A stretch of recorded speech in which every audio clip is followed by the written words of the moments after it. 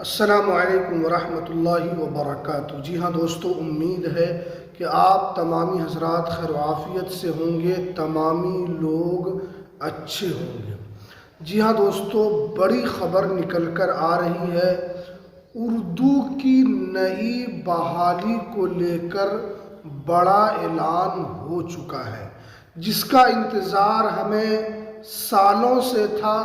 उसको लेकर official notification जारी कर दिया गया है और ये उर्दू की जो बहाली है, इसका इंतज़ार मदारिस के भी स्टूडेंट कर रहे थे, स्कूल के भी स्टूडेंट कर रहे थे, और जिन लोगों ने अपने इंटर के अंदर 100 नंबर का उन्होंने पर्चा रखा था, वो भी इसका इंतज़ार कर रहे थे। तो अब ये इंतज़ार की जो घड़ी है वो ख़त्म हो चुकी है और बहाली को लेकर बड़ा ऐलान कर दिया गया है।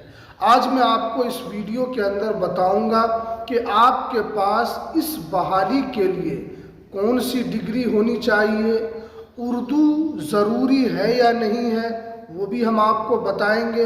इसका एग्ज़ाम कैसे होता है और इसमें फिर फाइनल सिलेक्शन कैसे होता है, पूरी जानकारी आज आपको विस्तार से मिलेगी। तो इसलिए स्टेप बाय स्टेप मैं आज आपको पूरा प्रोसेस बताने वाला हूँ। तो इसलिए वीडियो को स्किप बिल्कुल भी न करें, ताकि आपको पूरी बात समझ में आ जाए और फिर आप इसकी तैयारी को अच्छी तरीके से कर सकें। तो चलिए हम वीडियो को शुरू करते हैं। वीडियो शुरू करने से पहले आपसे एक छोटी सी रिक्वेस्ट है, आप अगर हमारे इस चैनल पर पहली मर्तबा आए हैं तो इस चैनल को आप ज़रूर सब्सक्राइब कर लीजिए, बेल की घंटी को ज़रूर प्रेस कर लीजिए, ताकि आपको रोज़ाना लेटेस्ट जानकारी, लेटेस्ट अपडेट कुछ न कुछ आपको मिलती रहती है। तो चलिए हम वीडियो को शुरू करते हैं। जी हाँ दोस्तों, आप जानते हैं कि BSSC ने यानी बिहार स्टाफ सिलेक्शन कमीशन ने एक जो वार्षिक कैलेंडर है उसको जारी किया है और उसके अंदर और भी तो बहुत सारी परीक्षाएं उस कैलेंडर के अंदर अंकित है।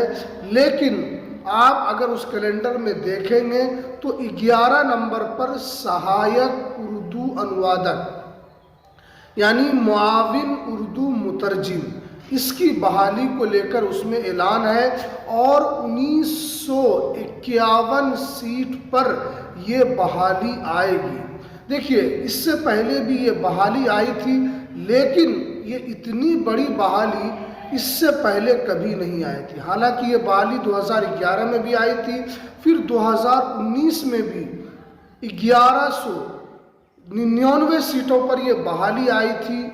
और फिर ये जितने भी उर्दू से मोहब्बत रखते हैं, उर्दू के ज़रिए से कौम की खिदमत करना चाहते हैं, तो बिहार सरकार उनके लिए इससे बेहतर मौका आपको नहीं मिलेगा।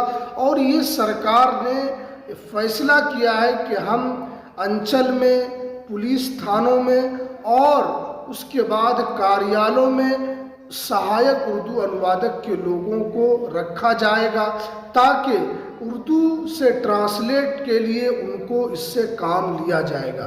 तो ये बिहार की अब तक की सबसे बड़ी बहाली है और अगर सरकार मौका दे रही है तो हम इसका फ़ायदा क्यों न उठाएं। अगर हम इसकी डिग्री की बात करें, यहाँ तक तो आपको समझ में आ गया कि ये उर्दू की बहाली बिहार की सबसे बड़ी बहाली है। इससे पहले इतनी बड़ी बहाली नहीं आई है। जो उर्दू को जानते हैं, जो उर्दू को ज़्यादा से ज़्यादा फैलाना चाहते हैं, तो उनके लिए बहुत अच्छा मौका है।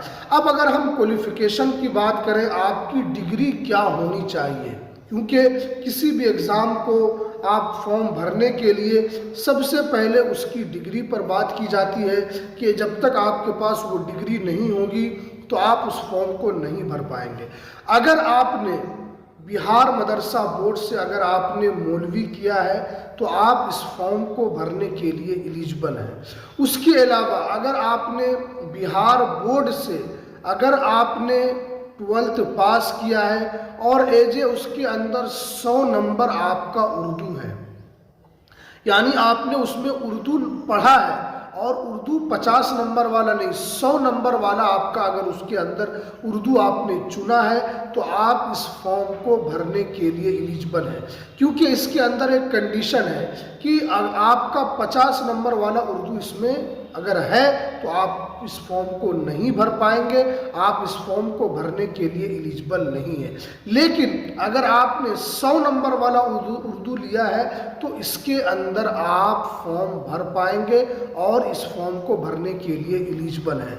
अब उसके बाद अगर हम एज की बात करें तो जो बिहार सरकार जो एज जो निर्धारित की है, अगर आप जनरल कैटेगरी से आते हैं तो आपकी एज 37 साल होनी चाहिए। इसी तरह अगर आप जनरल कैटेगरी की महिलाएं हैं और ओबीसी से आते हैं तो आपको यहाँ पर 40 साल की छूट मिलेगी।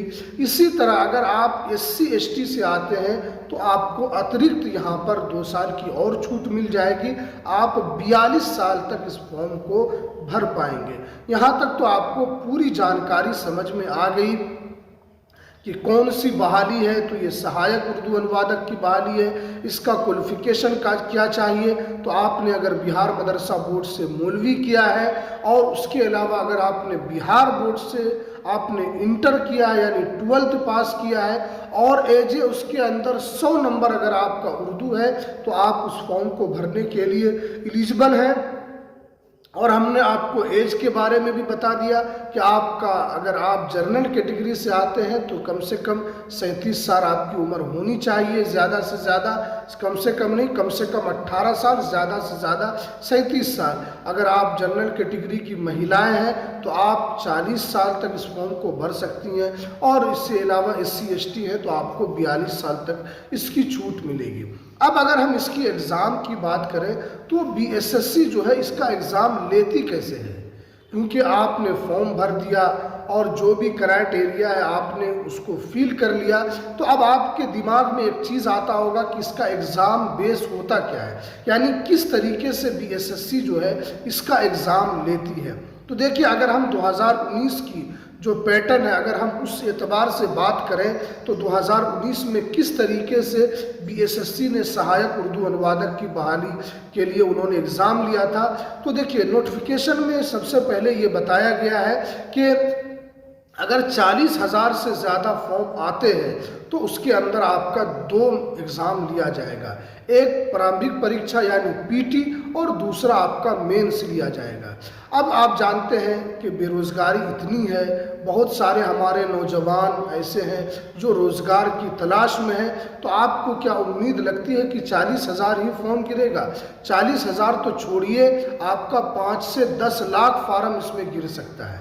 तो इसलिए आप इस एतबार में ना रहें कि 40,000 से कम फॉर्म गिरेगा। कम से कम मैं आपको बताता हूं कि 5 लाख तो कोई नहीं इसमें आपको डिनाई कर सकता है कि आपका 5 लाख से कम फॉर्म गिरेगा, उससे ऊपर ही हो सकता है, इससे कम आपका फॉर्म नहीं गिरेगा। तो इसमें क्या है कि आपको इसके अंदर ये है कि आपका 2 एग्ज़ाम होता है, एक हमने आपको बताया PT और एक दूसरा बताया हमने मेंस। PT जो होता है ये 100 नंबर का होता है और ये सारे ऑब्जेक्टिव बेस्ड क्वेश्चन होते हैं। उसके अंदर आपसे वाहिद जमा पूछा जाता है, अजदाद यानी विलोम पूछा जाता है, तज़कीर व तानीस पूछा जाता है। उसके अलावा आपसे उर्दू से हिंदी, आपको हिंदी का कुछ वर्ड दिया हुआ रहेगा तो उसको उर्दू में आपको ट्रांसलेट करना है कि 4 ऑप्शन रहेगा, इसमें से कौन सा सही होगा। फिर हिंदी से उर्दू में आपको ट्रांसलेट करना होगा, कुछ उर्दू का ऑप्शन रहेगा, बताया जाएगा इसको हिंदी में आप ट्रांसलेट कीजिए। इस तरीके से आपका टोटल आपका 100 नंबर का इसमें ऑब्जेक्टिव बेस्ड क्वेश्चन होता है और उमार पर आपको इसमें टिक करना होता है, यानी गोल घेरा आपको इसके अंदर बनाना होता है। तो ये आपका एग्ज़ाम पैटर्न होता है, 100 नंबर का होता है, जिसमें हमने आपको बताया वाहिद जमा, मुज़क्कर मुअन्नस, मुहावरा, ज़रबुल अमसाल होता है। उर्दू से हिंदी कुछ शब्द दिए जाते हैं, उसको आपको तर्जुमा करना है, हिंदी से उर्दू आपको तर्जुमा करना है। अगर आप पीटी जब पास कर जाते हैं तो उसके बाद आपका 200 नंबर का एग्ज़ाम होता है।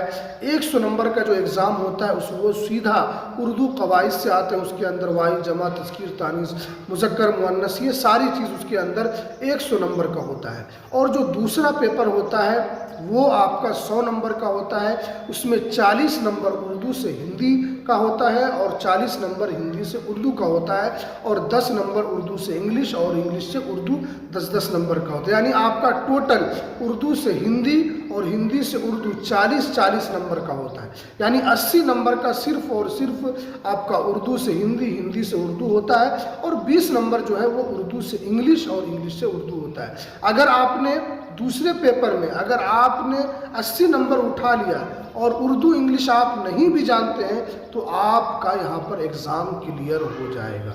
तो आपको समझना है कि ये बहाली जो है ये उर्दू की एक सबसे बड़ी बहाली बिहार के अंदर सहायक उर्दू अनुवादक के नाम से ये बहाली आ रही है। क्योंकि इससे पहले भी इसको लेकर चर्चाएं थी 8-9 महीना पहले, लेकिन उसके बाद जो है फिर इसका कोई अता पता नहीं था। लेकिन अब फिर से बीएसएससी ने अपने वार्षिक कैलेंडर में सहायक उर्दू अनुवादक के वैकेंसी को जगह दी है।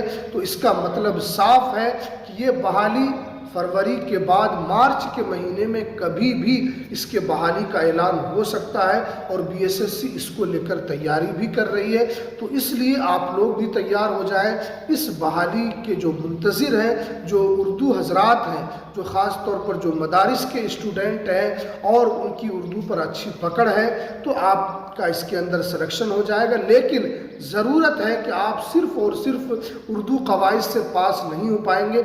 आपकी जो गिरफ्त है वो उर्दू से हिंदी पर भी होनी चाहिए और हिंदी से उर्दू पर भी होगी, तभी आप इस एग्ज़ाम को क्वालिफाई कर पाएंगे। इस भूल में बिल्कुल न रहे कि हमें उर्दू कवाइद तो आता है लेकिन अगर ये नहीं भी आएगा तो चलेगा, ऐसा भूल बिल्कुल ना करें। क्योंकि पिछले बार हमने भी देखा है कि बहुत सारे मदारिस के स्टूडेंट 100 नंबर जो उर्दू कवाइद का पूछा गया था उसमें उन्होंने 90+ करके आए, लेकिन उर्दू से हिंदी जब वो नहीं कर पाए तो उनका रिज़ल्ट भी नहीं हुआ।